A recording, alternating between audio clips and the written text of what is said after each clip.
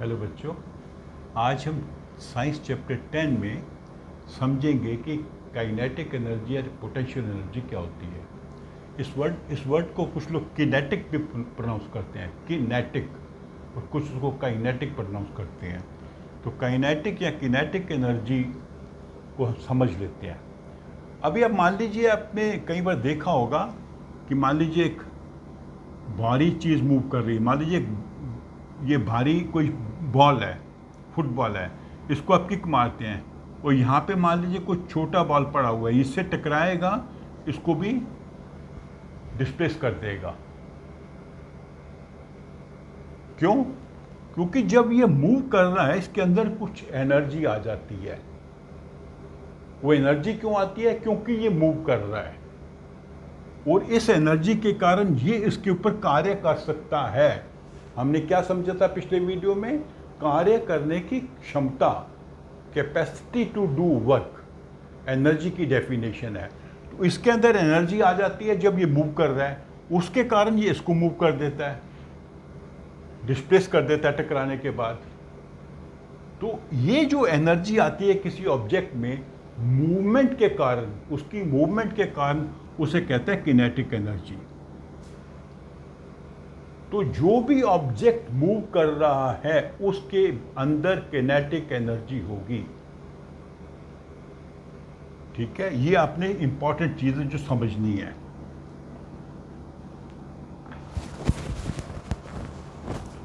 तो kinetic energy जो होती है इज पोजेस्ड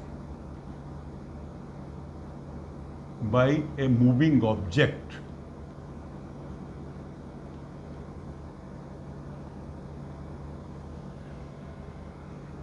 क्यों? It is due to motion, due to its motion.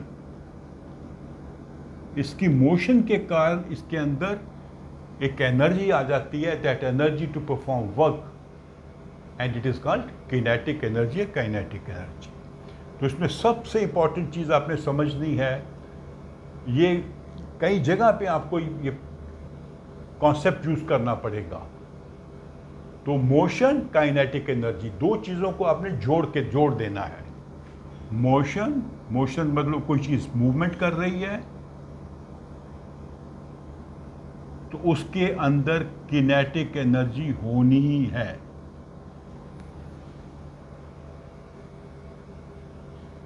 Okay? तो किनेटिक एनर्जी को हम कैलकुलेट कैसे करते हैं? इसका बड़ा सिंपल तरीका है।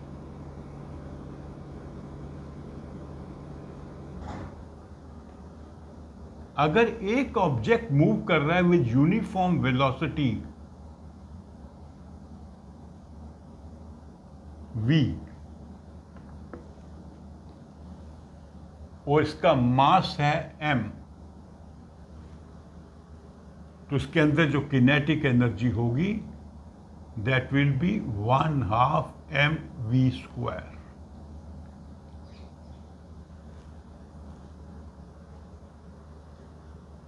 अगर आपको एक मूविंग ऑब्जेक्ट का मास मालूम है, उसकी यूनिफॉर्म वेलोसिटी आपको मालूम है, तो आप कैलकुलेट कर सकते हैं कि उसकी किनेटिक एनर्जी कितनी थी।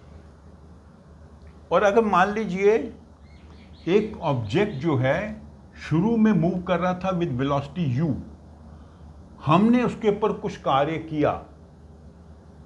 जब हम कार्य करेंगे हम उसको एनर्जी ट्रांसफर करेंगे और उसकी वेलोसिटी हो जाती है v। तो इनिशियल काइनेटिक एनर्जी क्या थी उसकी? 1/2 m इंटू u²। और फाइनल उसका काइनेटिक एनर्जी क्या होगी? 1/2 mv²।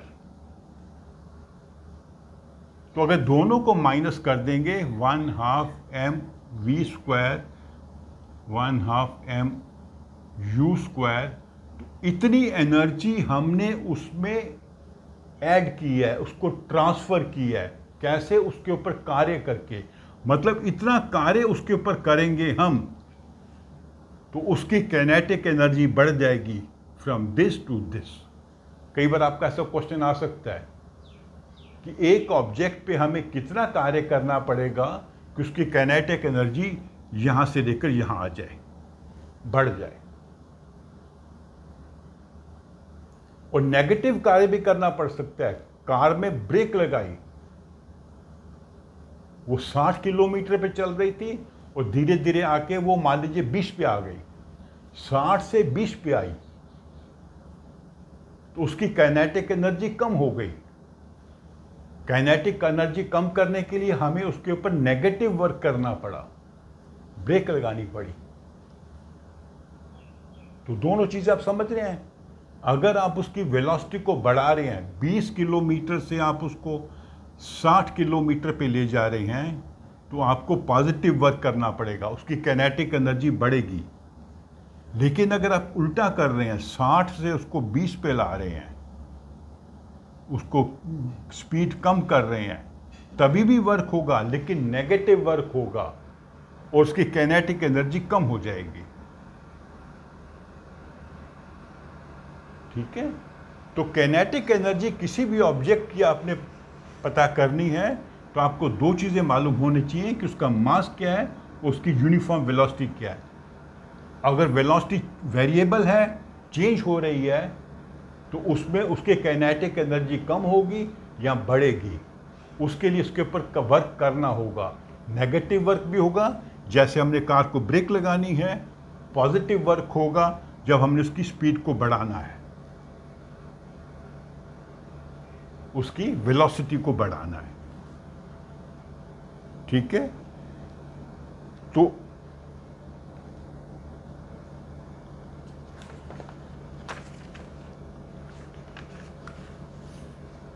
ये हो गया इसका कॉन्सेप्ट काइनेटिक एनर्जी का, जो बेसिकली एक ऑब्जेक्ट में होती है जो मूव कर रहा है और उसकी मूवमेंट के चाल के कारण, मोशन के कारण उसमें काइनेटिक एनर्जी होती है।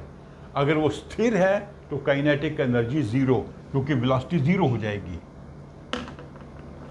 मैं आपको करके बताता हूं। अगर आप कहें कि एक ऑब्जेक्ट खड़ा है, स्थिर है, तो उसका मास मान लीजिए 1 kg है, उसकी वेलोसिटी जीरो है, तो उसकी काइनेटिक एनर्जी क्या होगी? 1/2 mv² = 1/2 × 1 kg × 0²। तो जीरो से जिसको भी मल्टीप्लाई करते हैं जीरो हो जाता है। तो एक स्थिर ऑब्जेक्ट में काइनेटिक एनर्जी जीरो होगी। ओके। मान लीजिए डेस्क, ये व्हाइट बोर्ड है, ये स्थिर है, इसकी काइनेटिक एनर्जी जीरो है। अब आ जाते हैं दूसरे कॉन्सेप्ट के ऊपर, पोटेंशियल एनर्जी।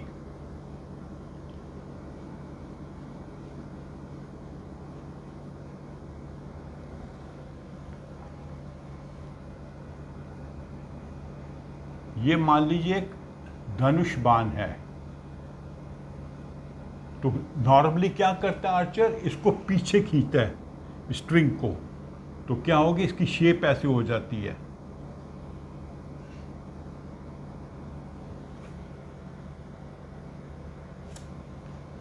बो की शेप पहले ऐसे थी, फिर बो की शेप ऐसे हो गई, शेप चेंज हो गई। ये शेप चेंज होने से इस बो के अंदर एक एनर्जी स्टोर हो गई है।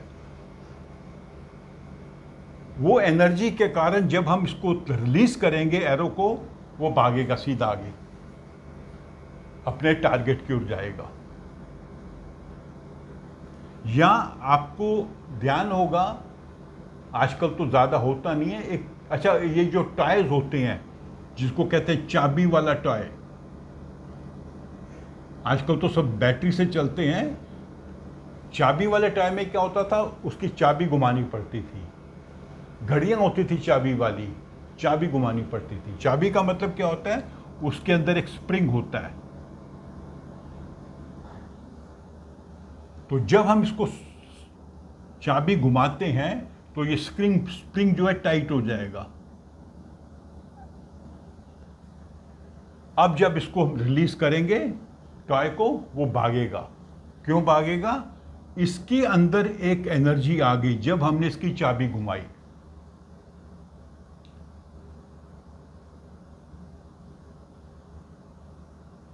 ठीक है। अगर हम एक पत्थर को ले जाएं ऊपर, मान लीजिए 10 मीटर ऊपर ले गए, तो यहां से इसको हम रिलीज करें तो नीचे कोई होगा चीज या कोई व्यक्ति, उसको बड़े जोर से चोट लगेगी। क्यों? जब इसको हम ऊपर ले गए, इसके अंदर एक एनर्जी आ गई। पानी हम घरों में सप्लाई करना होता है तो हम क्या करते हैं, छत के ऊपर एक टैंक बनाते हैं, वहां पे पंप से पानी भर देते हैं। फिर पानी जब ऊपर आता है, सारे घर के हर नलके में पानी आ जाता है। जब पानी की मात्रा कम हो जाएगी तो नीचे पानी की सप्लाई कम हो जाएगी, क्योंकि पानी जब ऊपर चढ़ाया हमने 4 स्टोरी या 5 स्टोरी ऊपर, उसके अंदर एक एनर्जी आ गई। तो जो एनर्जी किसी वस्तु में आती है 2 कारणों से। एक कारण है उसका पोजीशन और दूसरा इसका कॉन्फ़िगरेशन। कॉन्फ़िगरेशन का मतलब होता है उसकी रचना, बनावट। यहां पे देखिए, इसकी कॉन्फ़िगरेशन चेंज हो रही है, इसकी रचना चेंज हो रही है। इसकी नॉर्मल शेप है, हमने इसको खींच के ऐसे कर दिया। ये इसकी नॉर्मल शेप है, हमने चाबी दे के ऐसे कर दिया। या प्लेस, पोजीशन, ये ज़मीन पे पड़ा था, ग्राउंड पे पड़ा था, हम ऊपर ले गए 10 मीटर हाई। तो ये जो एनर्जी किसी ऑब्जेक्ट में आती है, उसकी पोजीशन के कारण या उसकी कॉन्फ़िगरेशन के कारण, ये वर्ड आपको याद करना पड़ेगा। कॉन्फ़िगरेशन का मतलब है रचना। इसको आप ऐसे याद कर सकते हैं, इसकी शेप ऐसे थी, ऐसे हो गई, इसकी शेप ऐसे थी, ऐसे हो गई। जब हमने टाइट कर दिया स्प्रिंग को चाबी दे के, शेप ऐसे हो गई। एरो को खींचा पीछे स्ट्रिंग को, तो ये जो धनुष है उसकी शेप चेंज हो गई। नॉर्मल शेप उसकी ऐसी है। तो कॉन्फ़िगरेशन के कारण या उसकी पोजीशन के कारण उसमें जो एनर्जी आती है उसको कहते हैं पोटेंशियल एनर्जी।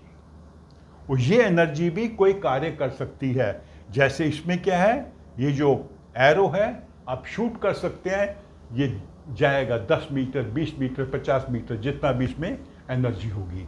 ये टॉय है या कोई घड़ी है, वो चलेगी, टॉय ज़मीन पे चलेगा। घड़ी है आपकी, वो चलेगी 2 घंटे, 4 घंटे, 10 घंटे, 15 घंटे। वो डिपेंड करता है कि कितनी आपने इसमें स्प्रिंग कितना पावरफुल है। या फिर पोजीशन के कारण हम चीज़ों को ऊपर ले गए, उसमें पोटेंशियल एनर्जी आ गई। इसको थोड़ा विस्तार में अलग से भी समझेंगे। तो बेसिकली आपने समझना है, काइनेटिक में क्या था, मूवमेंट, मोशन। ठीक है, मोशन है, किसी ऑब्जेक्ट में कोई चीज मूव कर रही है, उसके अंदर काइनेटिक एनर्जी है। इसमें जो पोजीशन उसकी बदल रही है, उसकी कॉन्फ़िगरेशन बदल रही है, उसकी रचना बदल रही है, उसकी स्थिति बदल रही है, उसके कारण एनर्जी आती है। और दोनों स्थितियों में ये ऑब्जेक्ट जो है कुछ कार्य कर सकते हैं। ये जो है तीर को दूर फेंक सकता है, ये टायर को चला सकता है, या घड़ी को चला सकता है। तो अभी हम आते हैं potential energy due to height.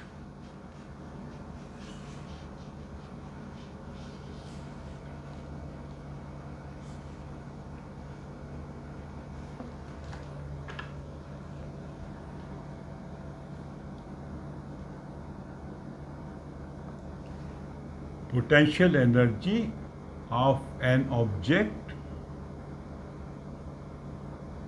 at a height। अब इसमें देखिए, जो ये मान लीजिए सरफेस ऑफ अर्थ है, तो ग्रेविटेशन क्या कर रही है, हर ऑब्जेक्ट को नीचे खींच रही है। हर ऑब्जेक्ट धरती के सरफेस पे होता है, कोई हवा में नहीं होता। हम भी हैं, खड़े हैं तो धरती के सरफेस पे खड़े हैं। कोई चीज़ है, मान लीजिए इसको मैं छोड़ता हूँ तो ये नीचे सीधे धरती की ओर जा रहा है। तो ग्रेविटेशन नीचे पुल करती है। तो अगर हमने किसी ऑब्जेक्ट को ऊपर ले जाना है तो तो हमें उसके ऊपर वर्क करना पड़ेगा, बल लगाना पड़ेगा, चाहे हम फिजिकली करें या मशीनों से करें। जब हम ऑब्जेक्ट को ऊपर ले जाते हैं तो ये फोर्स अपवर्ड है, ये फोर्स डाउनवर्ड है, ये फोर्स अधिक है, ये फोर्स कम है, इसलिए ये चीज़ ऊपर जाती है। अर्थात we are doing work on that object जब हम उसको ज़मीन से उठाकर ऊपर ले जा रहे हैं। तो जब हम उसके ऊपर वर्क करते हैं तो उसके अंदर एनर्जी स्टोर हो जाती है एज पोटेंशियल एनर्जी। जैसे मैंने आपको एग्जांपल दी कि आपके घर के टॉप पे एक वाटर का टैंक है, आपका घर मान लीजिए 5 स्टोरी है, तो उसमें पानी भरने के लिए आपको पंप का यूज़ करना पड़ता है। पंप से पानी आप ऊपर भेजते हैं, तो you are doing work on that water, उसको पुश कर रहे हैं ऊपर, और ऊपर वो स्टोर हो गया आपके टैंक में। अब उसके अंदर पोटेंशियल एनर्जी है। जैसे ही नीचे घर के अंदर आप नल खोलते हैं वो पानी एकदम नीचे गिरता है, ठीक है। तो वो नीचे क्यों गिर रहा है? Because of the potential energy which is stored in the water. और अगर मान लीजिए आपका घर 10 स्टोरी ऊंचा है तो वहां से जब पानी गिरेगा बहुत ही प्रेशर से नीचे गिरेगा, क्योंकि 10 स्टोरी में उसकी एनर्जी ज़्यादा होगी। क्योंकि इसका फॉर्मूला क्या होता है? m into g into H.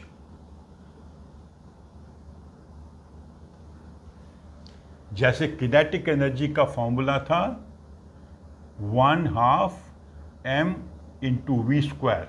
Velocity अधिक है तो किनेटिक एनर्जी ज़्यादा है, ज़्यादा तेज़ गति से कोई चीज़ मूव कर रही है, किनेटिक एनर्जी ज़्यादा है। यहाँ पर क्या उसका मास कितना है? ये ग्रेविटी 9.8 मीटर पर सेकंड स्क्वायर, ये हाइट है। कितना ऊंचा हम उस ऑब्जेक्ट को ले गए हैं। जैसे मैंने कहा आपका अगर मान लीजिए 4 स्टोरी है तो 4 स्टोरी ऊपर आप ले गए उसको, मान लीजिए वो है अगर मान ले 3 मीटर का एक स्टोरी है तो 12 मीटर ऊपर आप ले गए।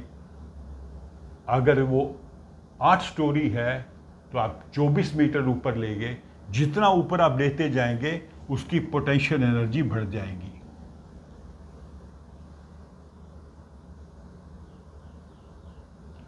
ठीक है, तो mgh से आप कैलकुलेट कर सकते हैं किसी ऑब्जेक्ट की जो धरती से ऊपर किसी लेवल पे या किसी हाइट पे उसको आपने स्थिर कर किया हुआ है, जैसे पानी के टैंक में आपने पानी रखा हुआ है। अच्छा, इसमें एक और बड़ी इंपॉर्टेंट चीज़ है समझने वाली बात।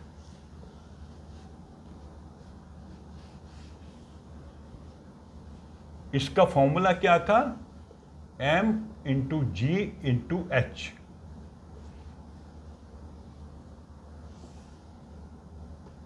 ठीक है, तो मान लीजिए एक ये ऑब्जेक्ट है 1 kg का, इसको हम ले जाते हैं ऊपर 1 मीटर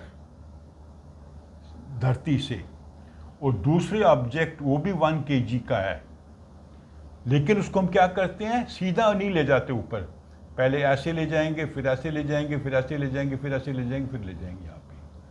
तो 1 मीटर के बदले ये 2 मीटर डिस्टेंस कवर करता है, यहाँ से लेके, यहाँ से लेके, यहाँ से लेके, यहाँ से लेके, यहाँ से लेके। तो दोनों में किसमें ज़्यादा एनर्जी होगी? दोनों का मास सेम है, दोनों सेम हाइट पर पहुँचे हैं। इसने 1 मीटर डिस्टेंस ट्रैवल किया है और इसने 2 मीटर डिस्टेंस ट्रैवल किया है।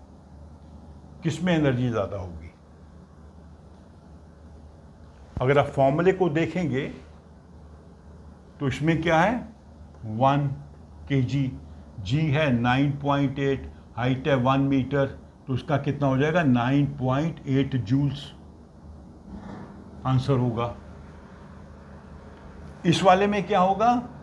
1 इंटू 9.8, क्योंकि ये भी 1 kg है, ये भी 1 kg है, और यहाँ पे भी हाइट तो 1 मीटर ही है। इतना जो डिस्टेंस चला है उसका कोई मतलब नहीं है। हाइट कितनी है? इसमें भी हाइट 1 मीटर है, तो इसमें भी 9.8 जूल है। तो दोनों की एनर्जी सेम है, पोटेंशियल एनर्जी।